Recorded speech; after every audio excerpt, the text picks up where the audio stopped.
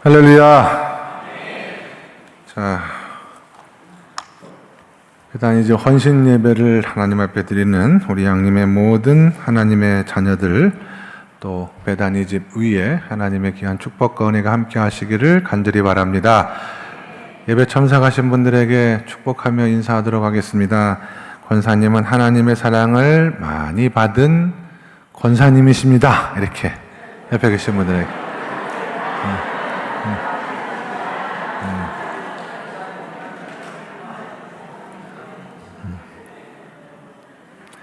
하나님의 사랑을 받은 사람이라는 뜻이, 이름이 뭔지 아세요? 모르시죠? 알려드릴게요. 예. 여러분, 예수님 주변에는 언제나 많은 사람들이 함께 있습니다. 남자들도 그렇지만 예수님 곁에는 많은 여자들도 따르고 섬겼어요. 그런데 지금도 그렇습니다만 그 시대에도 정말 빛도 없이 이름도 없이 섬겼던 여인들이 상당히 많이 있거든요. 성경은 그 여인들의 이름을 다 기록해 놓지 않습니다. 그런데 참 공교롭게도 딱 3명의 이름이 성경에, 예수님 곁에 따라다니던 분들의 이름이 딱 3명이 기록이 되어져 있는데 그 이름이 다 마리아예요. 마리아. 예수님의 어머니 마리아, 또 막달라 지역 출신의 마리아, 그리고 오늘 성경 본문에 나오는 베다니에 있는 마리아, 이 세 여인의 이름은 성경에 기록이 되어져 있어요. 그 마리아라고 하는 이름의 뜻이 하나님의 사랑을 받은 사람이다 라고 하는 의미를 가지고 있기 때문에, 그래서 서양 사람들은 딸을 낳으면 마리아라는 이름을 참 많이 짓거든요. 그건 하나님의 사랑을 받는 딸, 혹은 하나님의 사랑을 받는 사람이다 라고 하는 의미에서 이름을 기록해 놓기 때문에 그렇습니다. 오늘 본문에 나오는 마리아는 베다니 지역에 살고 있었던 여인 마리아로 성경에 기록이 되어져 있죠. 베다니는 예루살렘에서 남동쪽으로 약 한 2km가 조금 더 되는 거리에 있는 무화과 나무가 굉장히 많이 열리는 그런 동네 가운데 하나고요. 그 이름의 뜻은 가난한 사람들의 집이다라는 의미도 있고, 또 덜 익은 무화과 나무의 동네다, 뭐 그런 의미도 있습니다만은 뭐 보편적으로 가난한 사람들의 집이다, 우리가 이렇게 이야기를 많이 합니다. 예수님은 베다니를 상당히 자주 방문하셨어요. 왜 예수님께서 방문하셨느냐? 물론 예루살렘에서 가까이 있기 때문에 그 길을 통하여 갈 수 있는 지역이기도 했지만 예수님이 꽤 좋아했던 사람들이 그 동네에 살고 있었기 때문에 그렇습니다. 예수님이 좋아했던 사람, 친구 나사로와 그의 2명의 누이, 부모님은 일찍 돌아가신 것 같아요. 나사로와 마르다와 마리아가 있는 이 베다니의 집을 자주 찾으셨고, 그곳에서 많은 시간을 함께 했을 뿐만 아니라 특별히, 물론 오늘 성경에 늘 예수님께서 그 베다니를 자주 방문하셨기 때문에 또 가셨구나 라고 할 수도 있지만, 요한복음 본문이 시작되는 말씀에 보시면은 6월절 엿새 전에 예수님께서 베다니에 이르셔서 그 친구 나사로의 집을 방문한 것으로 성경이 기록이 되어 있잖아. 6월절 엿새 전에. 똑같은 말도 그 말이 어떤 상황에서 어느 때 사용되었느냐에 따라서 의미가 달라지는 것처럼 6월절 엿새 전에 예수님께서 베다니를 방문하셨다라고 하는 것은 예수님의 생애에서 특별한 의미를 가지고 있는 사건입니다. 어떤 의미에서는 예수님께서 십자가를 앞에 두고 가장 외롭고 힘들고 마음이 고독한 순간에 그 마음속에서 떠올랐던, 생각이 났던, 내가 그곳에 가면 나와 함께 하나님의 위로를 주고받을 수 있는 사람들이 있구나라고 하는, 여러분 이걸 너무 인간적으로만 생각하지 않았으면 좋겠어요. 예수님은 이 땅에 인간의 몸을 입고 오신 하나님이잖아요. 예수님은 완전한 하나님이시지만 동시에 완전한 인간이셨거든요. 우리가 경험하고 우리가 느끼고 우리가 가지고 있는 모든 것들을 그대로 가지신 분이시기 때문에, 그래서 더 예수님스러운 것이고, 그래서 예수님은 우리의 모든 죄를 사함 사하기 위하여 십자가를 지실 수가 있었다라고 생각해 보면 예수님은 사랑하는 친구들이 있는 그곳에 방문하여 마음의 위로와 힘을 얻는 그런 시간으로 삼았다라고 하는 것이 성경의 증언입니다. 목회하다 보면 가끔 여신도들이 그런 얘기를 저한테 푸념조로 할 때가 있어요. 제가 한 2번, 3번 정도 들은 것 같은데, 목사님, 저는 언제고 집을 나서면 갈 수 있는 것이 많은 줄 알았는데 막상 정말 마음이 외롭고 힘들 때 가려고 하니 마땅히 갈 수 있는 곳이 떠오르지 않아서 참 마음이 더 슬펐습니다. 그런 얘기를 하는 거예요. 저분은 저래서 안 되고 이분은 이래서 안 되고 여기는 못 갈 것 같고 이것저것 빼다 보니까 정작 자기가 마음을 함께 나눌 수 있는 친구, 마음을 함께 할 수 있는 정말 하나님 안에서 함께 위로를 주고받을 수 있는 곳이 없다라고 하는 생각이 듭니다 라는 이야기를 하시는 분들이 계시더라고요. 그래서 저도 그렇고 우리 성도님도 그렇고 신앙생활 하시면서 한 번 정도 내가 집을 나서서 내가 집을 가출을 했어요. 집을 가출했을 때 찾아갈 수 있는. 그래서 주 안에서 함께 위로하고 또 교제할 수 있는 한 분 정도는 꼭 있어야 된다.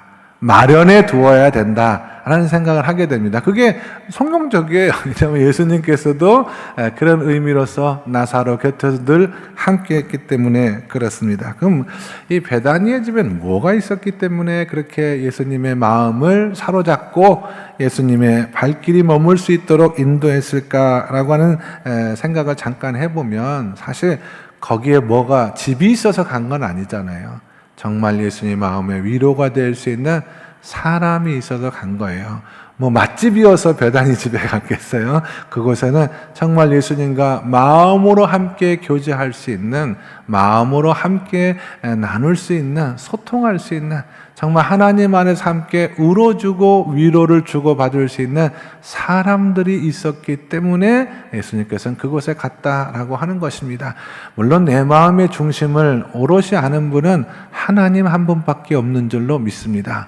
그러면 하나님만 바라보고 세상에 있는 친구는 아무도 필요가 없느냐? 그렇지 않아요. 하나님은 그들을 통하여서도 하나님의 뜻을 전하시기도 하고 그들을 통해서 또 하나님의 마음을, 하나님은 영이시기 때문에 영적으로 교제가 깊은 분 이외에는 하나님의 온전한 위로와 사랑을 또 사람을 통해서 우리가 많이 경험하거든요. 부모님을 통해서 우리가 하나님의 사랑을 경험할 수 있도록 우리에게 어린 시절을 주지 않았습니까? 마찬가지로 우리 마음의 위로가 되는 그런 친구들, 그런 집을 통해서 우리가 하나님의 위로를 받을 수 있다라고 하면 저는 이 베다니의 집이 상당히 부럽습니다.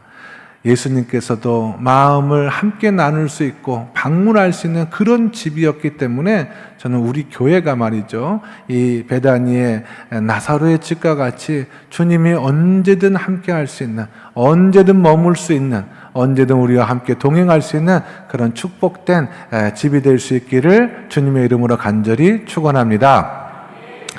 그 집에는 나사로와 같은 친구가 있었고 또 마리아와 같이 헌신적으로 섬기는 주의 여종도 있었고, 마르다와 같이, 그리고 마리아와 같이 주님의 말씀을 듣기를 기뻐하고 어렸을 적부터 주님의 사랑을 많이 갈망하고 사모하였던 마리아와 같은 사람이 있었던 집이에요. 마리아는 예수님의 사랑을 많이 받은 여인이었습니다. 예수님은 때때로 이동 중에 이 베다니의 집을 자주 방문하셨을 뿐만 아니라 이 집에서 한동안 머물면서 영적인 교제를 나누시기도 하셨고, 특별히 6월절 엿새 전에 이곳을 방문했을 때 마리아는 그 받은 바 사랑이 너무나 커서 자기도 알지 못하는 사이에 시집 가려면은 사용하려고 했던 순전한 나드 한 옥합을 깨어서 그것을 주님의 발에 붓고 자신의 머리털로 주님의 그 때를, 마태복음에 보시면은 주님의 죽으심을, 주님을 장사할 그것을 예비했다라고 성경에 기록이 되어져 있는 것을 볼 수가 있습니다. 저는 이 모든 이야기들을 통해서 우리 양림교회가 주님께서 함께 할 수 있는 그런 광주의 베다니가 될 수 있기를 주님의 이름으로 간절히 축원합니다. 베다니의 집은 은퇴하신 여교역자들을 돌보고 섬기는 처소입니다. 1956년인가요? 한국 기독교 장로회 전국연합회 여신도회가 은퇴한 여교육자들을 섬기고 또 현직에 있는 여교육자들이 기도하고 또 마음에 휴식을 얻을 수 있는 정량관으로 전국에 있는 여신도들의 기도와 헌금을 모아서 베다니의 집을 시작했습니다. 그때는 참 어려운 시절이었거든요. 세상도 어려웠고 교회도 어려웠는데 특별히 교회 사역들 가운데 여교육자들 생활은 말할 수 없이 어려운 그런 시절이었어요. 여신도들은 하나님께부터 받은 그 은혜와 사랑을 이분들을 통해서 내가 갚자라고는 마음에 감동이 있었기 때문에 그분들을 위해서 그분들의 은퇴를 염려하며 베다니의 집이라고 하는 아름다운 처소를 예비해 두었기 때문에 시작부터 베다니의 집은 하나님의 사랑을 받은 사람들의 처소로 출발했다라고 하는 것을 알 수가 있습니다. 마찬가지로 제가 우리 양림교회가 광주의 베다니의 집이 되었으면 좋겠다라고 말씀드리는 것은 우리가 하나님의 사랑을 많이 받은 사람이다라고 하는 이 고백을 가지고 신앙생활할 수 있는 그런 초소가 되었으면 좋겠다라고 하는 바람이기도 하고요. 또 하나는 정말 양림교회가 이 시대에 하나님의 사랑을 필요로 하는 사람들을 도울 수 있는 그런 베다니의 집이 될 수 있기를 간절히 바라는 마음으로 오늘 말씀을 증거하고 있는 것입니다. 과거에 그 신앙생활을 우리가 해왔던 것을 이 시대의 어떤 뭐라고 그럴까요? 비평적인 지식인들이 하는 얘기가 뭐냐면 과거에는 교회가 세상에 가난한 사람들, 눈물 흘리는 사람들 곁에서 발을 씻겨주고 친구가 되어주는 모습이 분명히 보였는데 이제는 어떻게 된 것인지 교회는 자기밖에 모르는 처소가 되었다라고 지적하시는 분들의 이야기가 또 최근에 상당히 많거든요. 교회가 너무 부자가 된 거예요. 부자가.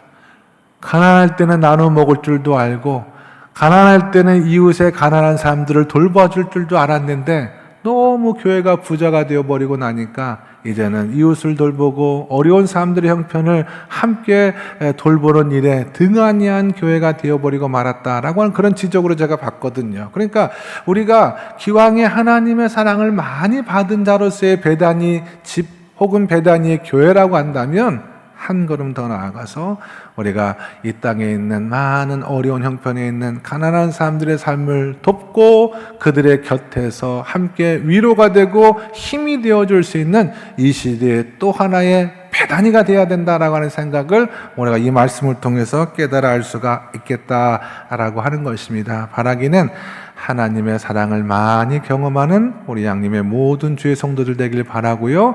그 사랑이 우리의 삶과 가정과 교회를 넘쳐서 이 시대에 하나님의 많은 사랑에 목말라 있는 수많은 사람들의 마음에 위로가 되고 힘이 되는 베다니아 같은 우리 양림교회가 될 수 있기를 예수님의 이름으로 간절히 축원합니다. 기도하겠습니다. 하나님, 하나님의 사랑을 많이 받은 마리아가 그 사랑에 감사하여 그 마지막 길을 예비하고 하나님의 사랑을 표현했던 것처럼 우리 양림교회가 이 시대의 베다니가 되어서 주님의 마음에 위로가 되고 힘이 될 수 있는 교회가 될 수 있도록 축복하여 주시옵소서. 무엇보다 하나님의 사랑을 많이 받은 자들로 저희들을 세워 주시옵시고 그 사랑과 은혜가 넘쳐서 이 시대 가난하고 외로운 많은 이들의 마음에 위로가 되고 힘이 될 수 있는 이 시대의 베다니가 될 수 있도록 우리 양림교회를 사용하여 주시고 축복해 주시기를 성부와 성자와 성령의 이름으로 축복하며 기도드리옵나이다. 아멘.